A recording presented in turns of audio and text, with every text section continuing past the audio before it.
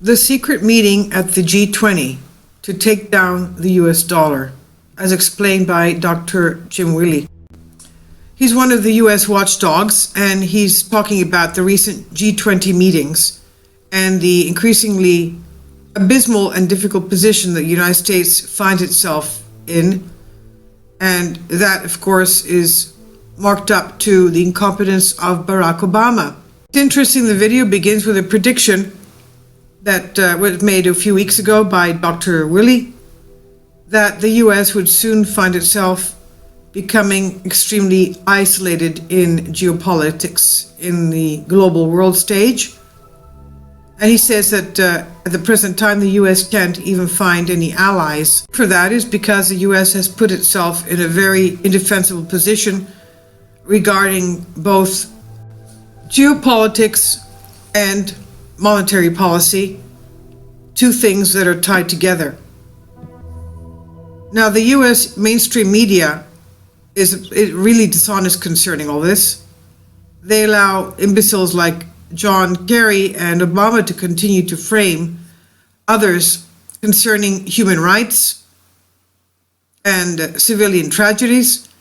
But the truth is that almost every action being taken out there are against the US and also is directed totally against the US dollar. He goes on to strike a resemblance. The US ship of state is sinking and it's become a derelict vessel, he says. You can picture the Obama team sitting in the corner taking incoming attacks with regards to US policy, monetary policy, and Russia giving them the finger the entire time, laughing. And it's not just Dr. Willey saying this. The CIA is also saying this. Warfare expert Jim Rickards says in his article entitled, "There was a secret meeting of the G20 to take down the dollar." Peter Schiff also said, "The dollar collapse will be the single biggest event in human history." So, the only people who haven't figured out yet are those idiots still listening to Obama and the mainstream media. Jim Rickards, the Daily Recording, writes, "The US dollar has just knocked down and forced to serve the interests of the world against the will of the American people. The dollar has been shanghaied." The term shanghaied refers to the 19th century practice of sailors forced to serve against their will on vessels bound for Shanghai and other ports in China. Victims were often from West Coast port cities such as San Francisco, Portland, and Seattle. Tactics used include kidnapping, beating, and forms of trickery. In the 19th century, trade between the US and China was booming, but there were persistent shortages of able-bodied seamen to sail the cargo vessels. Each vessel had a boarding officer whose job it was to find the crews. Boarding officers were paid by the number of bodies they could round up before the vessel set sail. The pay was called blood money for good reason. The law at the time said that once a seaman signed in with a vessel, it was illegal to leave the ship until the journey was complete. Jumping ship at any point in the journey would result in imprisonment. So a common tactic was to confront a seaman in a dark alley, knock him unconscious, forge his signature on the manifest, and drag him aboard. The seaman would regain consciousness after the vessel left port, and at that point there was no choice but to finish the journey or jump ship when he could. Most finished the journey. Next stop was, of course, Shanghai for them. Based on the best information we've been able to obtain, it looks like the dollar was just shanghaied by the G20, the unelected, unacceptable group of 20 nations that collectively control the world monetary system. This could be the most important financial development of 2016, with enormous implications for you and your portfolio. Once again, the city of Shanghai has the center of attention. This new effort to knock out the dollar was contrived in a secret meeting in Shanghai, February 26, 2016. Now, who attended the meeting? The list of names reads like a rogue gallery of central planners and currency manipulators. Janet Yellen from the Fed, Christine Lagarde of the International Monetary Fund, IMF, Mario Draghi of the ECB, the European Central Bank, and US Secretary of the Treasury, Jack Lew, were all there, along with the central bank and finance ministry counterparts from Japan, China, and the other BRICS nations. And this is a class picture of the G20 conclave with some of the main players identified here. So the main meeting of the G20 finance ministers and governors of the central banks was no secret. It was conducted with much fanfare and publicity. Thousands of reporters descended on Shanghai to cover the proceedings. The meeting of a core group consisted of the US, Europe, Japan, China, and the IMF was a secret. The group really calls the shots. So in this secret meeting, the US, Europe, Japan, and China together represent over 70% of the world's GDP, global GDP. The International Monetary Fund, the IMF, acts as a kind of facilitator for these secret meetings, and the IMF is the enforcer of whatever agreements are reached behind these closed doors. And the result of the secret side meeting was the biggest dollar takedown operation since the famous Plaza Accord of 1985. The Plaza Accord, which took place at the Plaza Hotel in New York City in 1985, was orchestrated by James Baker. James Baker was Ronald Reagan's Secretary of the Treasury at that time. The US dollar had increased almost 50% between 1980 and 1985, and reached an all-time high that year. The strong dollar was hurting US export and jobs. So the Plaza Accord was a coordinated effort by the US, France, West Germany, Japan, and the UK to make the US dollar weak. And it worked. The dollar fell 30% over the next 3 years. And the US economy got a second wind, and the long Reagan-Bush expansion continued. Now the US dollar is at a 10-year high on major indexes. It's time to trash the dollar again. But the US does not have the same skillful leadership that we had with James Baker. This time, the big winner won't be the US, it will be China. The losers will be the same, Japan and Europe. Understanding these backroom machinations in the power elite requires some history and analysis, and this is what we have to know. Currency manipulations are negative-sum games. One country can get a small temporary boost from devaluation, but trading partners are worse off, and the world is worse off. Ultimately, even the country that devalued first is worse off after others retaliate. However, a new theory of currency manipulation was created by Ben Bernanke, Fed chairman. This theory says that every country eases at the same time.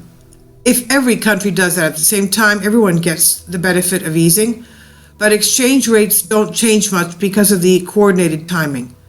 Bernanke called this, quote, enrich thy neighbor, end quote, in contrast to the original, quote, beggar thy neighbor, end quote, name given to currency wars in the 1930s. The concept of cooperation and coordination among the central banks can be carried several steps further. Several countries can ease or tighten at the same time in order to give one country some relative benefit by design. Central banks can give targeted relief to one country if they all cooperate in a secret plan. Central bank policy changes work through expectations as much as actions. In traditional policy, a central bank eases by cutting rates or tightening by raising rates, but it can also ease by raising expectations about a rate increase and then doing nothing. If markets price in a rate increase and the central bank does nothing, markets can rally on the news. It's like an invisible rate cut, but solely on charged expectations. Having multiple central banks manipulate expectations and coordinate policy behind the scenes secretly is complex. These efforts are doomed to fail because of unintended consequences and exogenous shocks. But that won't stop the big brains from trying to do something. This brings us to China's stock devaluation of the yuan last August. Because China had not managed expectations, this shock destabilized the global financial system. The IMF and the Fed were quite upset that China was not playing by the rules of the game. On the other hand, China did not care much about the rules because their economy was sinking under bad debts and capital outflows. China acted in its best interest regardless of the global impact. With this background and the recent yuan shock in mind, the global financial powers descended on Shanghai February. The G20 central bankers and finance ministers agreed that China needed help. It's the world's second largest economy and it was falling very fast. There were some dangers it could take the world down with it. But further yet, yuan devaluation was not possible in the short run because it was too destabilizing to markets. The solution is to weaken the yuan on a relative basis by strengthening the currencies of China's major trading partners, that is, Japan and Europe. In other words, if the yen and euro get stronger, that's the same as making the yuan weaker, but without the shock of Chinese devaluation. Since this secret deal was worked out February 26, the first chance the central bankers had to put their plan into action was mid-March, that is, a few days ago. Now, that is. The European Central Bank, ECB, met on March 10th. The Bank of Japan met on March 15th. The Fed met on March 16th, and all three central banks would be able to implement this secret plan in just 5 business days. Now it was game on for the biggest currency manipulation since 1985. But how could Japan and Europe tighten without explicitly raising rates? They did it by raising expectations. Markets, through Draghi's ECB bazooka, would be long-lasting. Markets expected Kuroda of the Bank of Japan to do more aggressive quantitative easing, QE. In fact, Draghi of the ECB did the minimum necessary and then said he was done doing more. Kuroda did nothing. Both decisions acted like tightening relative to expectations. The euro and the yen went up against the dollar immediately. Comparatively, the yuan went down with no explicit devaluation by China, as was the new Shanghai Accord in action. The dollar declined 30% after the coordinated action in the Plaza Accord, as we said in 1985 with James Baker. The dollar's recent strength since all-time low in 2011 is also shown. This is the period leading up to the new Shanghai Accord, also shown. When the dollar now plunges 30%, will it do that as it did in 1985? It might. If that happens, a shock wave will be felt in every market in the world. US stocks will get a lift, Japanese stocks will get crushed, and gold will soar. This Shanghai Accord will be a game changer depending on how hard the insiders push their new playbook. The Fed took a slightly different tact in this plan. Markets pay most attention to the $1 cross rate. That's the one the Chinese government manipulates. The euro yuan and yuan yen cross rates just go where they go, based on the euro dollar and yen dollar crosses. The dollar cross rates are the ones the markets pay most attention to. So the Fed weakened the dollar with their dovish comments on the March 16th meeting. Again, by doing nothing and signaling slower tightening, they changed expectations, which is a form of ease. With Europe and Japan tightening and the US easing at the same time, nobody noticed that China effectively devalued because the $1 cross rate was unchanged. So that was neat, wasn't it?